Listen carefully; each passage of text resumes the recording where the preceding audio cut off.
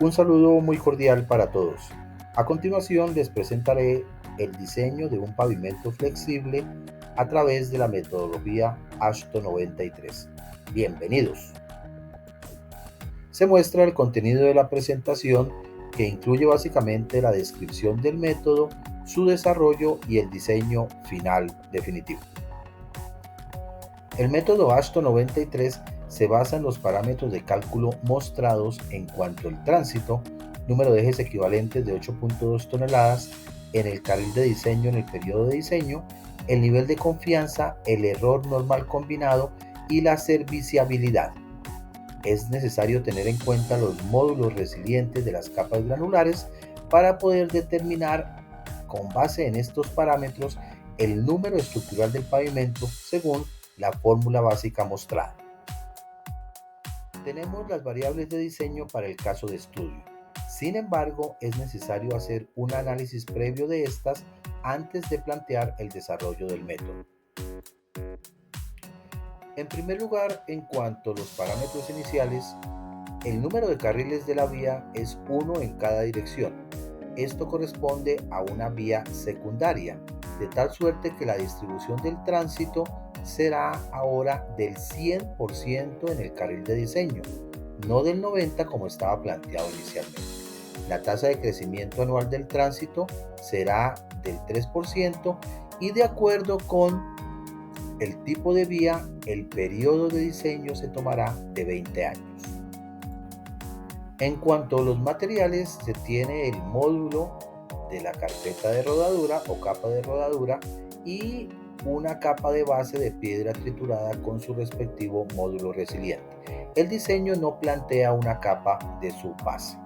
En cuanto a la subrasante, se tienen los módulos resilientes por épocas del año para cuantificar más adelante el daño efectivo causado sobre este. Por último, en cuanto a la verificación de variables de diseño, la serviciabilidad para este tipo de vía se tomará de 4.2 inicial y de 2 final. Igualmente, la confiabilidad, según el tipo de vía, se tomará del 90% y el error combinado será de 0.45 y no como se había planteado de 1. El tránsito sí se tomará y cuantificará según los datos suministrados. De esta manera se plantean las variables de diseño definitivas. Básicamente, una vía secundaria con un carril en cada dirección y distribución del tránsito del 100% en dicho carril. La tasa de crecimiento del 3%, periodo de diseño de 20 años, los materiales propuestos, una capa asfáltica y una capa de base, los módulos resilientes de las subrasantes según época del año y la serviciabilidad inicial y final con su respectivo valor del error combinado y el tránsito planteado. Para los ejes estándares de diseño se tiene en cuenta la distribución dada para el cálculo por año del número de ejes estándares en un total de 1.080.000. La proyección a 20 años con el 3% de crecimiento anual arroja un total de 29.500.000 ejes estándares de diseño.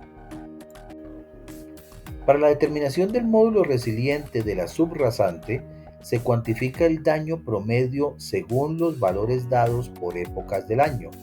Con este daño promedio y la ecuación del daño relativo, se halla un módulo resiliente efectivo de 13.500 libras por pulgada cuadrada, equivalentes a 93 megapascales. Es necesario notar que este procedimiento de daño relativo se tiene más en cuenta para pavimentos rígidos, pero para efectos académicos se aplica su desarrollo tal como se muestra. Ahora se debe cuantificar el número estructural requerido del pavimento.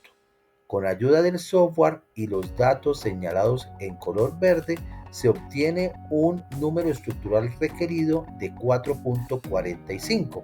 Este se comparará con base en el aporte estructural del modelo planteado en la figura de la izquierda de carpeta asfáltica y base de piedra triturada.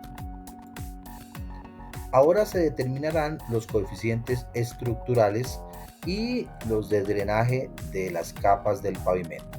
Inicialmente en la capa asfáltica con el módulo respectivo de 3.447 megapascales se cuantifica el coeficiente estructural A1 en un valor de 0.48 por pulgada. Sin embargo, de acuerdo con los requerimientos de la AASHTO, este valor no cumple para el rango que debe estar, por lo cual se adopta el máximo valor, que es de 0.44 por pulgada. Enseguida se calcula el coeficiente estructural de la capa de base de piedra triturada planteada. Con un módulo de elasticidad de 193 megapascales, 28.000 libras por pulgada cuadrada, el coeficiente estructural de la base arroja un valor de 0.13 por pulgada, que se encuentra dentro del rango establecido por la AASHTO para tales valores. Igualmente, planteando unas características de drenaje buenas, con un porcentaje de exposición del pavimento a grado de humedad próxima a saturación del 25%, se obtiene un coeficiente de drenaje de 1. Con los coeficientes estructurales calculados, ahora se determina el número estructural de cada capa del pavimento. Inicialmente, para la capa asfáltica arroja un valor de 3,49, verificando un espesor de 7.86 pulgadas equivalentes a 19.96 centímetros. Se redondea el valor del espesor de acuerdo con los requerimientos constructivos mínimos y arroja un valor de 20 centímetros para 7.87 pulgadas, que es mayor al diámetro mínimo exigido para carpetas asfálticas. De esta manera se recalcula el número estructural de la carpeta. Ahora se determina el número estructural de la base de piedra triturada arrojando un valor de 4.45. Se obtiene el espesor de la capa de base en 7.62 pulgadas, 19.35 centímetros.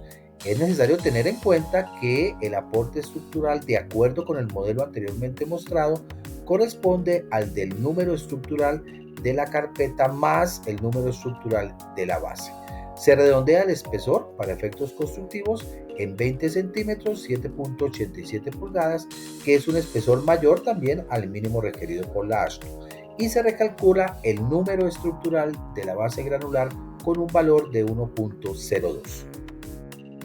Por último, se verifica el aporte estructural por capa y se hace el chequeo de acuerdo con el número estructural requerido versus el número estructural del modelo planteado. Este diseño cumple de acuerdo con los parámetros establecidos y los cálculos realizados.